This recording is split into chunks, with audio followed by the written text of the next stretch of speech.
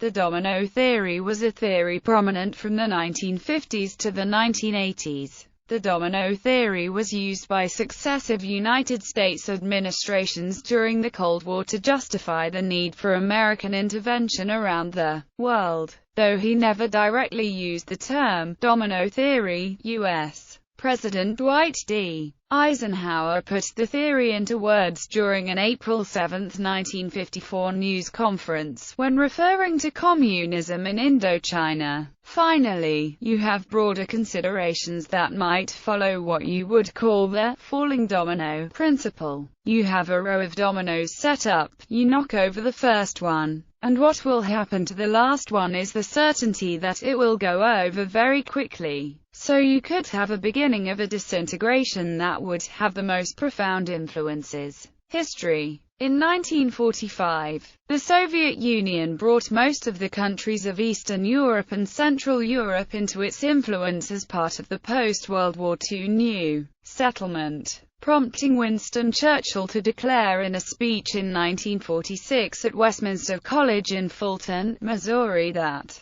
following the Iran crisis of 1946, Harry S. Truman declared what became known as the Truman Doctrine in 1947, promising to contribute financial aid to Greece during their civil war and to Turkey following World War II, in the hope that this would impede the advancement of communism into Western Europe. Later that year, diplomat George Kennan wrote an article in Foreign Affairs magazine that became known as the X article, which first articulated the policy of containment, arguing that the further spread of communism to countries outside of buffer zone around the USSR, even if it happened via democratic elections, was unacceptable and a threat to U.S. national security. Kennan was also involved, along with others in the Truman administration, in creating the Marshall Plan, which also began in 1947, to give aid to the countries of Western Europe, in large part with the hope of keeping them from falling under Soviet domination. In 1949, a communist-backed government, led by Mao Zedong, was instated in China. The installation of the new government was established after the People's Liberation Army defeated the nationalist Republican government of China in the aftermath of the Chinese Civil War. Two Chinas were formed: mainland Communist China and nationalist China, Taiwan. The takeover by communists of the world's most populous nation was seen in the West as a great strategic loss,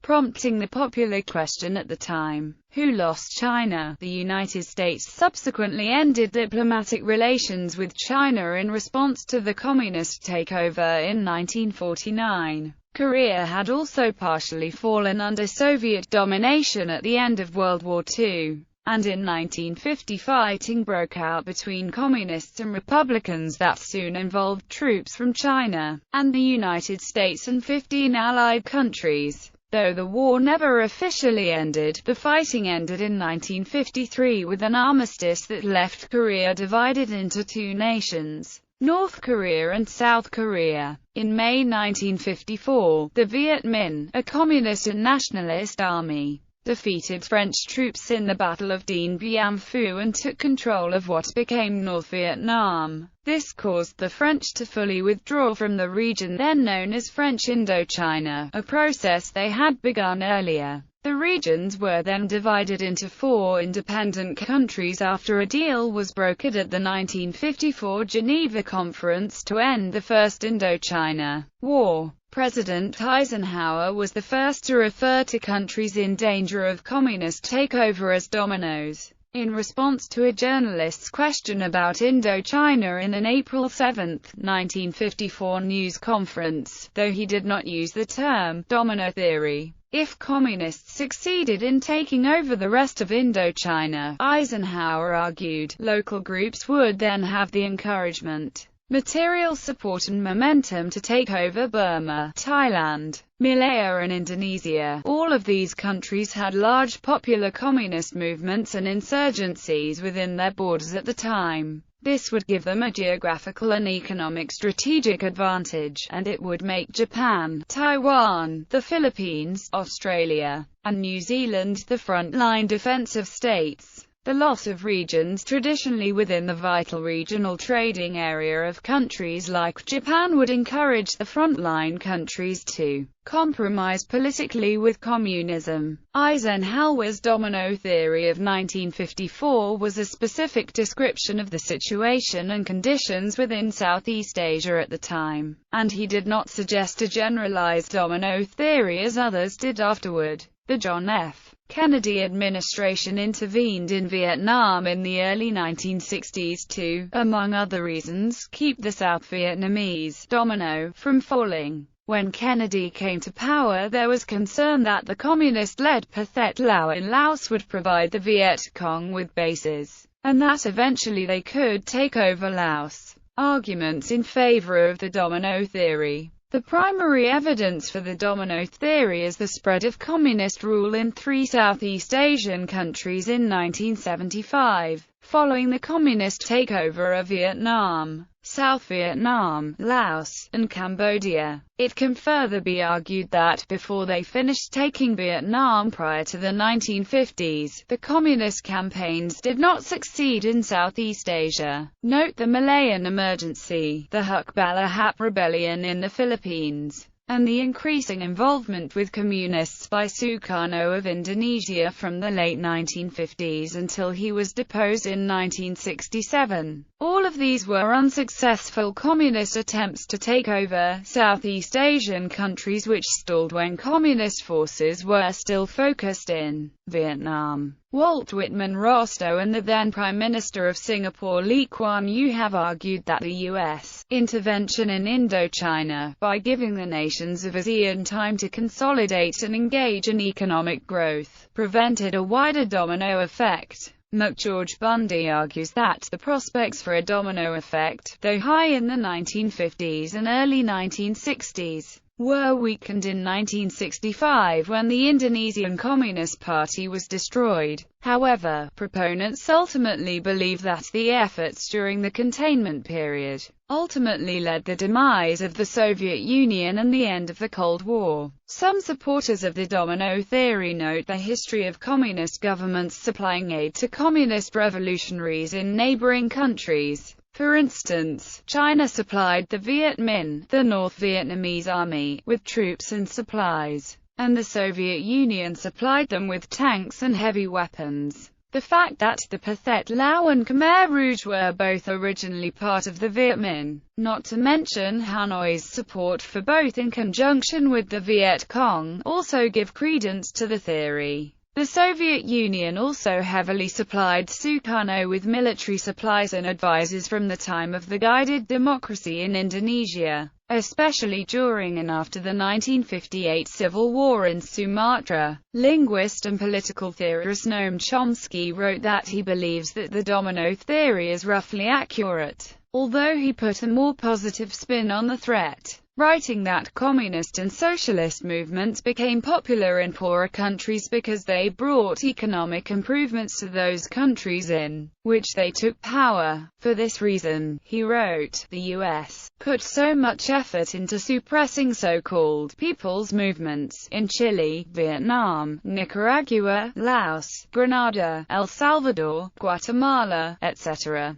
The weaker and poorer a country is, the more dangerous it is. As an example, if a tiny, poor country like Grenada can succeed in bringing about a better life for its people, some other place that has more resources will ask, why not us? Chomsky refers to this as the threat of a good example. Arguments against the domino theory. Unfallen dominoes outside Indochina. A major piece of evidence against the domino theory consists of the failure of communism to take hold in Thailand, Indonesia, and other large Southeast Asian countries after the 1975 end of the Vietnam War, as Eisenhower's speech had warned it could. Non-dominos within Indochina. Critics of the domino theory see the Indochina wars as largely indigenous or nationalist in nature, and suggest that no such monolithic forces, world communism, existed. Fracturing within the international communist movement had already begun at the time, most seriously in the rivalry between the Soviet Union and China, known as the Sino-Soviet split, which began in the 1950s.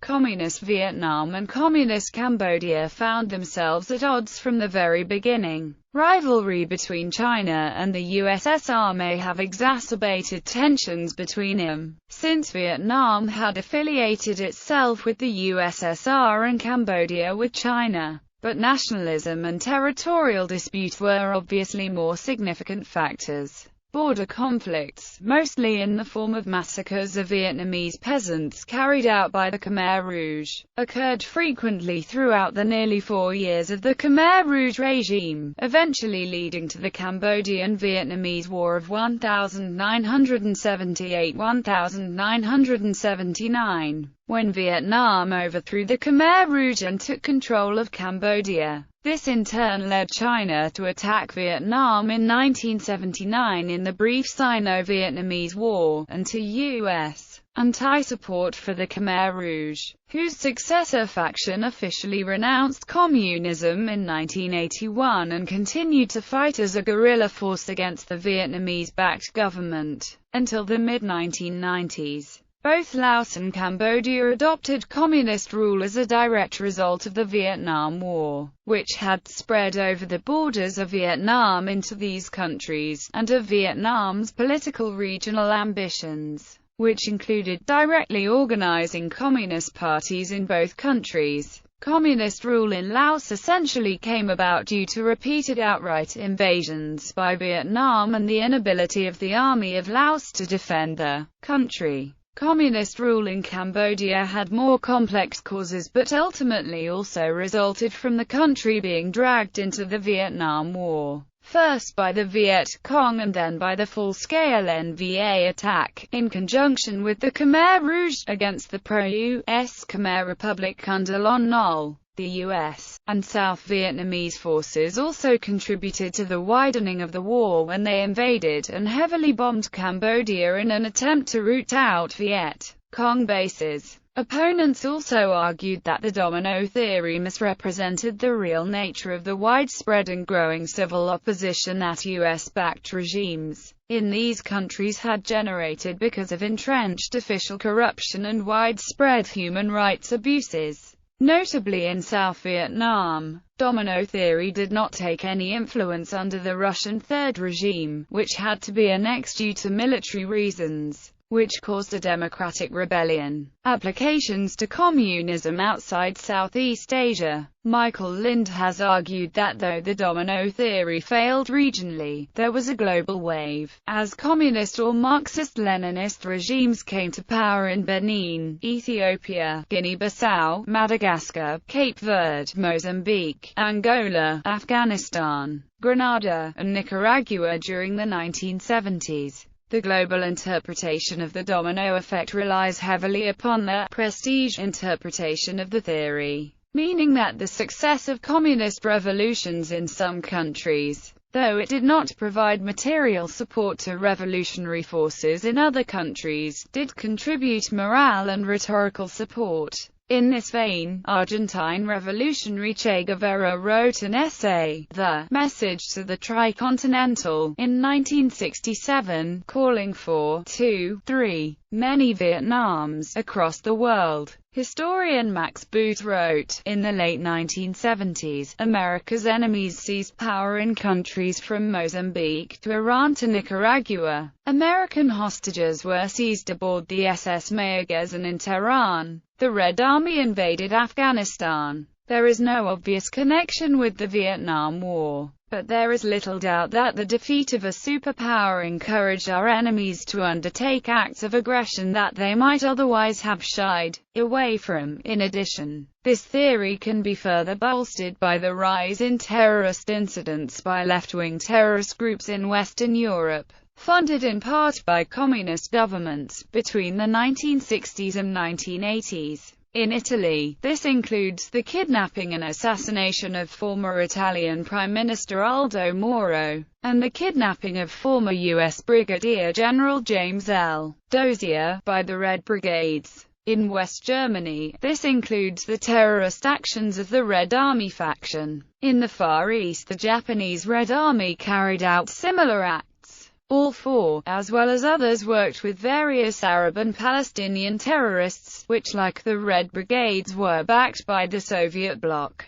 In the 1977 Frost-Nixon interviews, Richard Nixon defended America's destabilization of the Salvador Allende regime in Chile on domino theory grounds. Borrowing a metaphor he had heard, he stated that a communist Chile and Cuba would create a red sandwich that could entrap Latin America between them. In the 1980s, the domino theory was used again to justify the Reagan administration's interventions in Central America and the Caribbean region. In his memoirs, former Rhodesian Prime Minister Ian Smith described the successive rise of authoritarian left-wing governments in sub-Saharan Africa during decolonization as the communists' domino tactic, the establishment of pro-communist governments in Tanzania and Zambia, and explicitly Marxist-Leninist governments in Angola, Mozambique, and eventually Rhodesia itself, are cited by Smith as evidence of the insidious encroachment of Soviet imperialism down the continent. Other applications. Some foreign policy analysts in the United States have referred to the potential spread of both Islamic theocracy and liberal democracy in the Middle East as two different possibilities for a domino theory. During the Iran-Iraq War, the United States and other Western nations supported Iraq, fearing the spread of Iran's radical theocracy throughout the region. In the 2003 invasion of Iraq, some neoconservatives argued that when a democratic government is implemented,